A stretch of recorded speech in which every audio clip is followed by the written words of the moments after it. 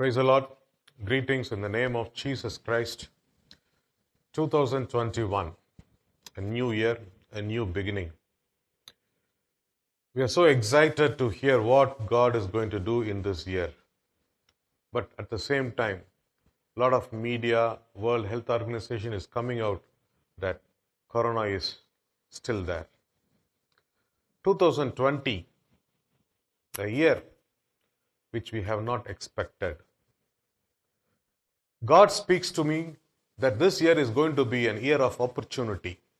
That is, year 2020 is an year of opportunity. I saw a lot of people got new opportunities, new businesses, new avenues in the midst of Corona.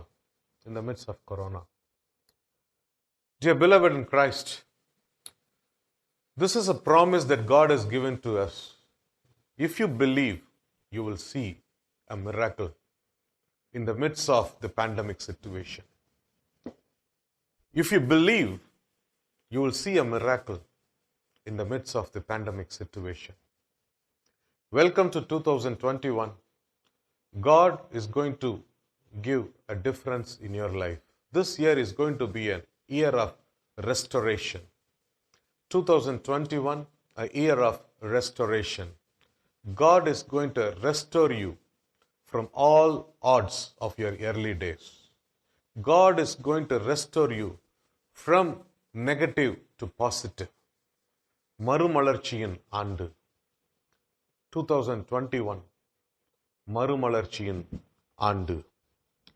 Let's turn to Job chapter 9 verses 10. Job chapter 9 verses 10.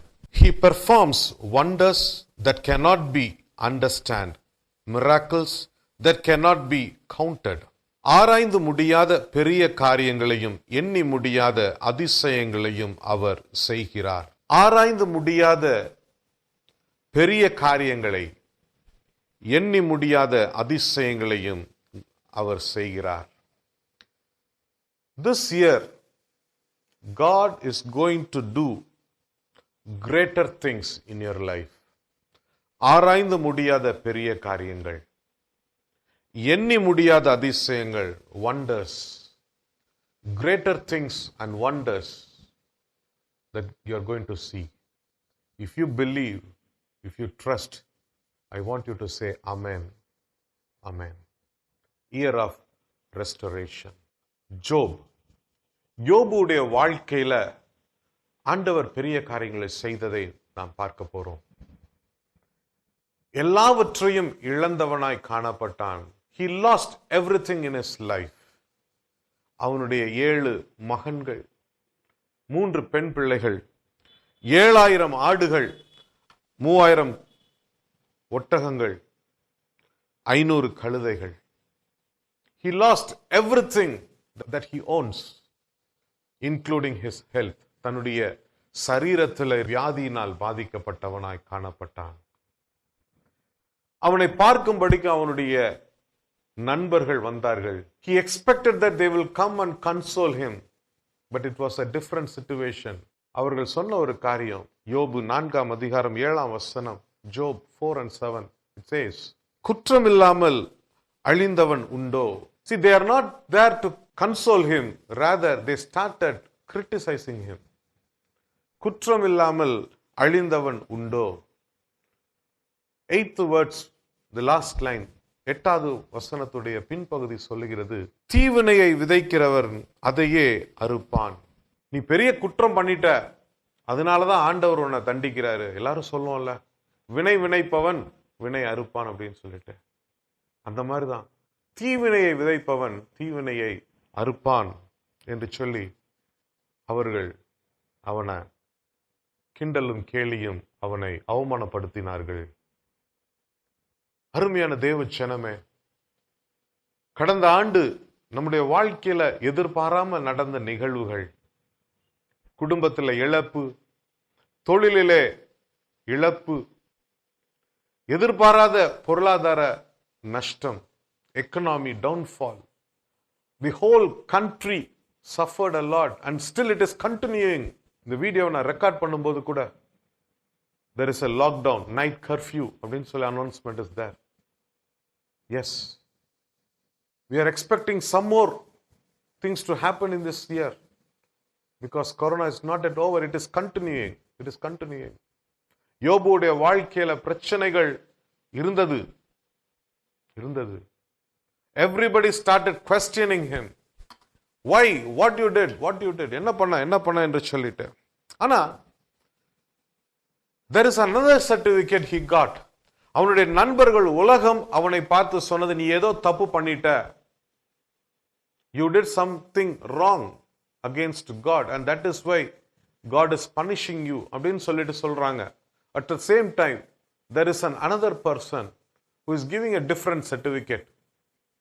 When you turn to Job chapter 1 and verses 8, யோபு 1ஆம் அதிகாரம் 8ஆம் வசனம் சொல்லுகிறது, தேவன் யோபுவை குறித்து ஒரு சர்டிபிகேட் கொடுக்கிறாரு. God is giving a certificate about Job to the Satan. என்ன சொல்றாரு? உத்தமன், சன்மார்க்கன், தேவனுக்கு பயந்தவன், இவனை போன்ற ஒரு மனுஷன் இந்த பூமியில இல்ல. ஆண்டவருடைய பார்வையில உத்தமனாய் காணப்பட்டான், ஆண்டவருடைய பார்வையில நீதிமானாய் காணப்பட்டான். ஆனா அவன் வாழ்க்கையில ஒரு பிரச்சனை வரும் பொழுது உலகம் என்ன சொல்லுது? நீ ஏதோ பாவம் பண்ணிட்ட, தப்பு பண்ணிட்ட, சாபத்தை வாங்கி விட்டாய் என்று சொல்லி people started discouraging. Yes. This pandemic situation is like that in your life. நீங்க யோசிக்கிறீங்க, என்ன பாவம் பண்ணிட்டோம்? உலகமே பாவத்துல இருக்குது, ஆனா நான் ஆண்டவருக்கு முன்னால நான் கரெக்டா தானே இருந்தேன். This year is going to be an year of restoration. God is going to restore you from your odds. மறுசீரமைக்க போகிறார். மறுசீரமைப்பு. அருமையானவர்களே, இந்த ஆண்டுல நீங்க பார்க்கக்கூடிய 2 காரியங்கள், ஆராய்ந்து முடியாத அதிசய காரியங்கள், எண்ணி முடியாத அதிசயங்கள். Greater things and wonders. That is what you are going to see. Whatever you lost, you are going to get back. I want you to believe this word. I'm not here prophesying. I'm here talking about the word, the promising word. Because the word of God says, வானமும் பூமியும் ஒளிந்து போனாலும் என் ஆண்டவருடைய வார்த்தை ஒளிந்து போவதில்லை. நான் ஒளிந்து போகாத, அழிந்து போகாத ஆண்டவருடைய வார்த்தையை தான் நான் பேசிக் கொண்டிருக்கிறேன். It is a promise that God is giving to you and me. சரி, let's turn to 1 Samuel chapter 17. 1 Samuel 17ஆம் அதிகாரத்தை எடுத்து வச்சுக்கொள்வோம். இது நம்ம எல்லாருக்குமே தெரிஞ்ச ஒரு சம்பவம் தான், தாவீதும் கோலியாத்தும் என்ற சம்பவம். When I meditate this word, God showed a different dimension. இந்த ஆண்டுல ஆண்டவர் உங்களை மறுசீரமைக்க போகிறார். God is going to restore you. ஆனா God is making you to realize or warning you to be cautious in 3 areas. 3 பகுதிகளிலே நீங்கள் ஜாக்கிரதையாக எச்சரிப்போடு இருக்க வேண்டும் என்று சொல்லி விரும்புகிறார். நாம் மறுசீரமைக்கப்படும் பொழுது நம்முடைய வாழ்க்கையில பலவிதமான சேலஞ்சஸ், சவால்கள் வரும். அந்த சவால்களை நாம் மேற்கொள்ள வேண்டுமே என்றால் நாம் ஜாக்கிரதையாய் இருக்க வேண்டும். We need to be careful. First challenge, முதலாவது சவால் என்னவென்றால், people will challenge our motive. மனிதர்கள் நம்முடைய நோக்கத்தை சவாலிடுவார்கள். People challenges our motive. In the process of restoration, நம்முடைய நோக்கம் என்ன என்பதை நாம் புரிந்து கொள்ள வேண்டும். ஆனால் மனிதர்கள், சமுதாயம், உலகம் நம்மளை பார்த்து டிஸ்கரேஜ் தான் பண்ணும். 1 சாமுவேல் 17ஆம் அதிகாரத்துல பாத்தீங்கன்னா, தாவீது ஆடுகளை மேய்த்து கொண்டிருக்கிறான். அவருடைய சகோதரர்கள் யுத்த களத்துல இருக்கிறாங்க. they were in the battlefield. அப்போ தாவீதுடைய தகப்பனார் தாவீது கையில சில பொறுப்புகளை கொடுத்து, போய் உங்க சகோதரன் நல்லா எப்படி இருக்கிறாங்க விசாரிச்சுட்டு வா அப்படின்னு சொல்லி கையில ஆகாரத்தை கொடுத்து அனுப்பி விடுகிறார். இவன் என்ன பண்றான்? சாப்பாடு எடுத்துட்டு போறான், தன்னுடைய சகோதரர்களை பார்க்கும்படிக்கு போறான். பட் அங்க ஒரு வித்தியாசமான ஒரு சூழ்நிலை. ஒரு பெலிஸ்தியன் யுத்த வீரன் இஸ்ரவேல் ஜனங்களையும் இஸ்ரவேல் வீரர்களையும் பார்த்து கிண்டல் பண்ணி கொண்டிருக்கிறான். நம்ம ஊர்ல சொல்லணும், ஆம்பளையா இருந்தா என்கிட்ட மோதிப்பாரு.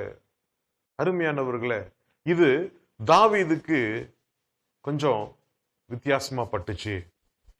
So he started enquiring, what is that? இதை பார்த்து கொண்டிருந்த அவனுடைய சகோதரன் எலியாப் அவனை கண்டிக்கிறான்.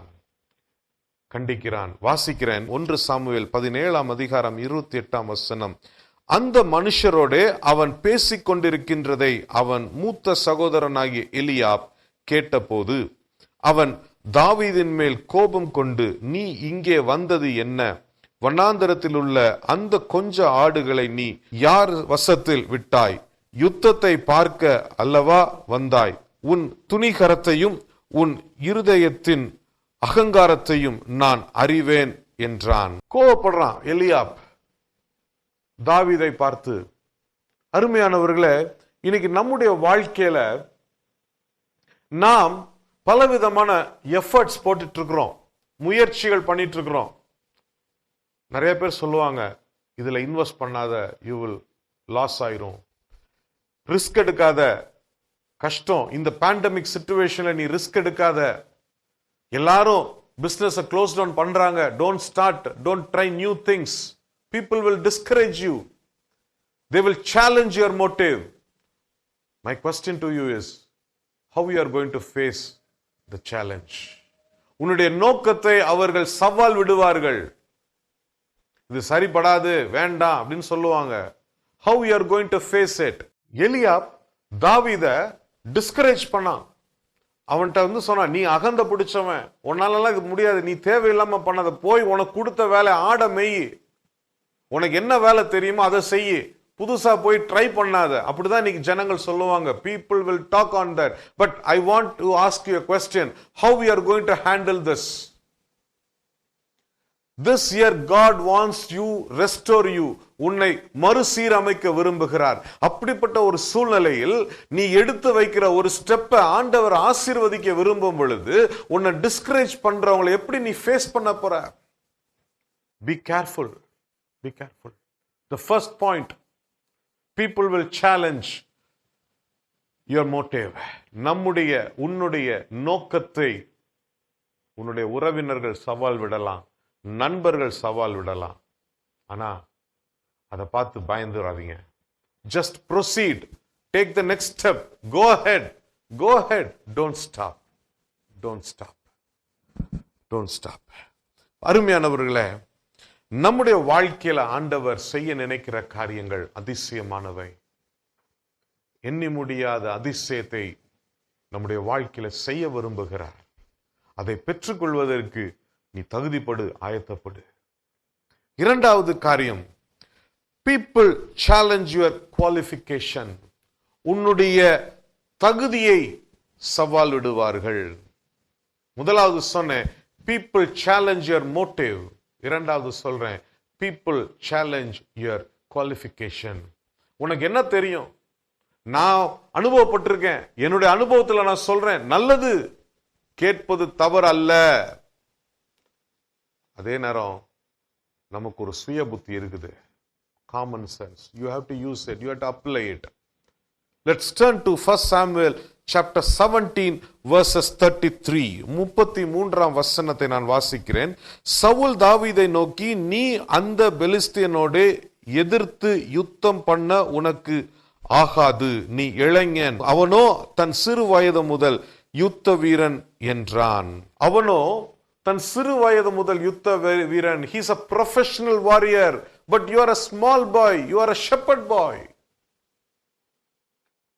They challenge your qualification. ஐயா, நான் என் இளம் வயசுல இருந்து நான் இப்படிப்பட்ட ஒரு பேண்டமிக்கான சிச்சுவேஷன் நான் பார்த்ததில்லை, இப்படிப்பட்ட ஒரு சூழ்நிலையை நான் சந்தித்ததில்லை. நானே ஜாக்கிரதையா இருக்கிற பட்சத்தில் நீ ஏன் வந்து ரிஸ்க் எடுக்கிற? why you want to start new business, why you want to start new things? do what you know. உனக்கு என்ன தெரியுமோ அதை செய். this is what people will talk to you. ஆனா தாவீது சொன்னா, நான் ஆடுகளை மேய்க்கும் போது ஆண்டவர் எனக்கு 2 விதமான அனுபவத்தை கொடுத்தாரு. ஒரு சமயம் சிங்கத்தையும் ஒரு சமயம் கரடியையும் கொல்லுவதற்கு எனக்கு தேவன் தகுதிப்படுத்தினார் என்று சொன்னார். அதெல்லாம் இருக்கட்டும்பா, that is different, this is different. நீ பிசினஸ் பண்ணிட்டு இருக்கிற, ஆனா நீ புதுசா ஆரம்பிக்கணும்னு சொல்றைய, அது வித்தியாசம். உன் வேலை வித்தியாசம். யுவர் ஜாப், உனக்கு என்ன தகுதி இருக்கோ அந்த தகுதிக்கான வேலைக்கு போ. Don't try new things, don't try new things. ஆனா தாவீது is very clear what he wants to do. Saul ராஜா சொல்றாரு, சரி இந்த வார் ட்ரெஸ் எல்லாம் நீ போட்டுட்டு போ அப்படின்னு சொல்றாரு. அவன் அதை போட்டு பார்க்கறான், அது அவனுக்கு செட் ஆகல. அங்கதான் அவனுடைய காமன் சென்ஸ் அப்ளை பண்றான். he applies his common sense. என்ன தெரியுமா? தனக்கு என்ன தெரியுமோ அதை தான் செய்யறான். தன்னால என்ன முடியுமோ அதை தான் செய்யறான். அருமையானவர்களே, இன்னைக்கு நம்ம மற்றவர்கள்ட்ட ஆலோசனை கேட்பது நல்லது, தவறு அல்ல. ஆனால் அவர்கள் கொடுக்கிற ஆலோசனையை நீங்க ஃபில்டர் பண்ணணும். உங்களுக்கு என்ன முடியுமோ அதை தான் நீங்க செய்யணும். தகுதிக்கு மேல செய்யக்கூடாது. That is what the common sense is all about. You have to apply your common sense. இவன் என்ன பண்ணா, அந்த யுத்தத்துக்கான வஸ்திரங்களை தரிக்கவில்லை. அவன் எப்பவும் என்ன ட்ரெஸ் போட்டு ஆடுகளை மேய்ப்பானோ அந்த ட்ரெஸ்ஸோட தான் யுத்த களத்திற்கு போறான். People challenge your motive. People challenge your qualification. how you are going to handle it, how you are going to face it, how you are going to face it. தேவ ஜனமே, என் ஆண்டவராகிய கர்த்தர் உன்னை மறுசீரமைக்க விரும்புகிறார். God wants to restore you in this year. In this year. But the world, the environment, the atmosphere is totally against you. Totally against you. எனக்கு தெரிஞ்ச ஒரு அருமையான சகோதரன், he strategized many things in his life. Strategized many things. அவன் பண்ண ஒரே ஒரு தப்பு, எல்லார்ட்டையும் போய் ஆலோசனை கேட்டான். எல்லாரும் அவனை டிஸ்கரேஜ் பண்ணாங்க. அந்த ஸ்ட்ராட்டஜி எல்லாத்தையும் மூடி டஸ்ட்பின்ல போட்டான். ஆண்டவர் அவனை உயர்த்த விரும்பினாலும் அவன் அந்த உலகம் கொடுத்த அந்த சவாலை எதிர்நோக்க முடியவில்லை. He failed. He failed. He failed. நம்ம எப்படி இருக்க போறோம்? God wants you and me to be restored in this year. And how we are going to overcome the challenge that matters.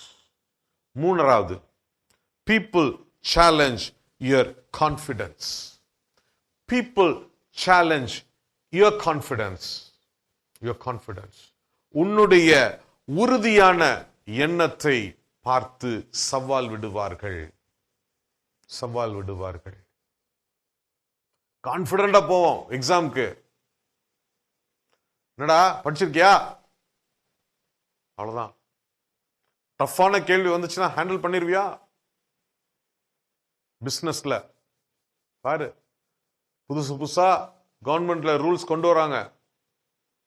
Manage பண்ணிருவியா? will you manage the new government regulations? எல்லாரும் சொல்றாங்க, இன்னைக்கு government is working for some particular segment, not for all அப்படின்னு சொல்றாங்க. I don't know whether it is true or not, but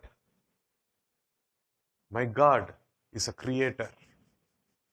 Whatever I do, I trust in God. He is the creator of creations. அப்படின்னா என்ன அர்த்தம்? சட்டங்களையும் நியாயங்களையும் எழுதி கொடுக்கிறவரை உருவாக்குனவரே ஆண்டவர் அப்படின்னும் போது நம்ம சொல்லுவோம்ல, எனக்கு எல்லா சட்டமும் தெரியும், எனக்கு எல்லாமே தெரியும்னு. People challenge your qualification. Yes, தாவீதையும் அவனுடைய தகுதியையும் சவால் விட்டார்கள். தாவீதின் நோக்கத்தை சவால் விட்டார்கள். மூன்றாவது காரியம், people challenge your confidence. உன்னுடைய உறுதியை சவால் விடுவார்கள். வாசிக்கலாம் 1 சாமுவேல் 17ஆம் அதிகாரம் 43ஆம் வசனம். பெலிஸ்தன் தாவீதை பார்த்து, நீ தடிகளோடே என்னிடத்தில் வர நான் நாயா என்று சொல்லி அவன் தன் தேவர்களை கொண்டு தாவீதை சபித்தான். தன் தேவர்களை கொண்டு தாவீதை சபித்தான். பாருங்க, தாவீது ஆடுகளை மேய்ச்சிட்டு இருந்தான். சகோதரரை பார்க்கிறதுக்கு போறான். அங்க பெலிஸ்தன் என்கின்ற இந்த கோலியாத் சத்தம் போட்டுட்டு இருக்கிறான். அவனோட நான் சண்டைக்கு போறேன்னு பிடிவாதமா போறான். அவனுக்கு தெரிஞ்ச அந்த வெப்பனோட தான் போறான். He went with the weapon that he normally used, the stone and the sling.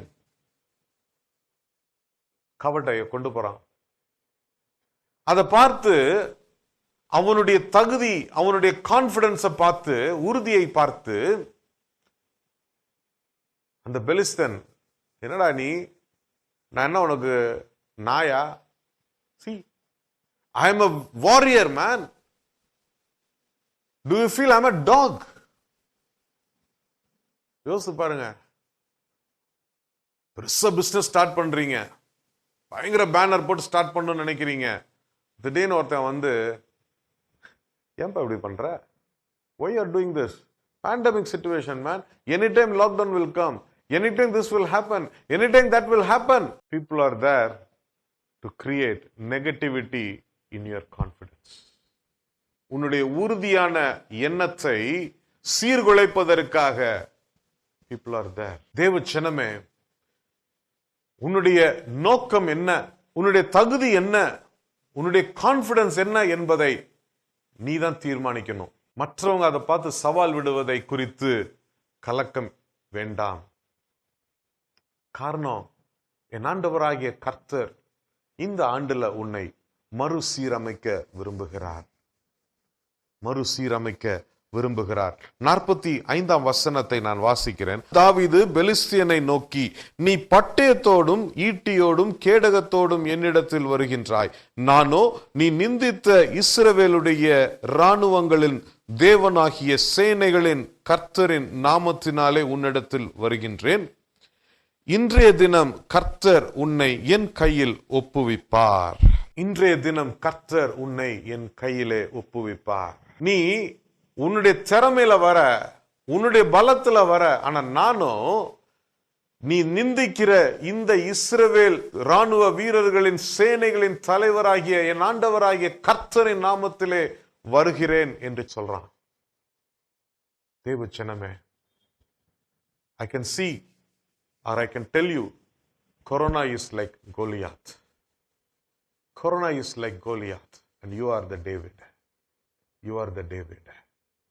You are going to overcome all the cause and effects of Corona in this year. இந்த கொரோனாவினால் ஏற்பட்ட எல்லா விதமான சூழ்நிலைகளையும் தாக்கங்களையும் இழப்புகளையும் ஓவர்கம் பண்ண போறீங்க. காரணம், God has promised to you and me today that you are going to see greater things and wonders in this year. You are going to see greater things and wonders in this year. In this year. தேவ ஜனமே, ஒரே ஒரு காரியத்தை இந்த நாளை சொல்ல விரும்புறேன். நீங்க எதை செஞ்சாலும் ஆண்டவர் நாமம் மகிமைப்படும்படிக்கு செய்யுங்க. ஆண்டவருடைய நாமம் தூஷிக்கப்படும்படிக்கு நடந்த ஒரு சூழ்நிலையில தான் தாவீது கோலியாத்தை மேற்கொள்வதற்கு சென்றான். So whatever you want to do or you are going to do to glorify God.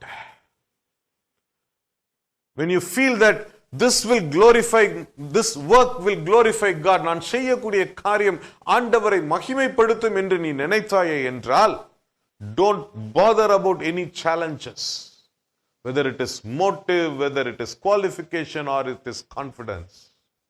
Just focus on it. Just focus on it. Work on it and Don't do anything to please the mankind. மனிதர்களை பிரியப்படுத்தும்படிக்கு எதையும் செய்யாதீங்க. இன்னைக்கு மனுஷன் உங்களை வந்து discourage பண்ணுவான். So ஐயோ இவன் நல்ல பதவியில இருக்கான், இவன் சொன்னா கரெக்டா இருக்கும் அப்படின்னு நீங்க நினைச்சு, don't try to please him by listening to him. Try to please Jesus, because he is the one and he alone can restore you from this situation. From this situation. ஒரே ஒரு காரியம், தேவ ஜனமே, யோபுடைய வாழ்க்கையில எல்லாவற்றையும் இழந்தான். அவன் சொன்னா, ஆராய்ந்து முடியாத பெரிய காரியத்தையும் எண்ணி முடியாத அதிசயங்களையும் என் ஆண்டவர் செய்வார் என்று சொன்னார். ஆராய்ந்து முடியாத பெரிய காரியங்களையும் எண்ணி முடியாத அதிசயங்களையும் ஆண்டவர் செய்வார் என்று சொல்லி யோபு சொன்னாரு. ஆண்டவர் செய்தாரா? யோபு கடைசி அதிகாரத்துல பாத்தீங்கன்னா, அவன் இழந்ததை 2 மடங்கு திரும்ப பெற்றுக்கொண்டான். He got double folded blessing. 7000 ஆடுகளை இழந்தான், 14000 ஆடுகள் அவனுக்கு கிடைத்தது. 3000 ஒட்டகத்தை இழந்தான், 6000 ஒட்டகங்கள் அவனுக்கு கிடைத்தது. He lost 7000 sheep and he got back 14,000. He lost 3,000 camels, he got 6,000. He lost 500 donkeys, he got 1,000 donkeys. And he got back all his children.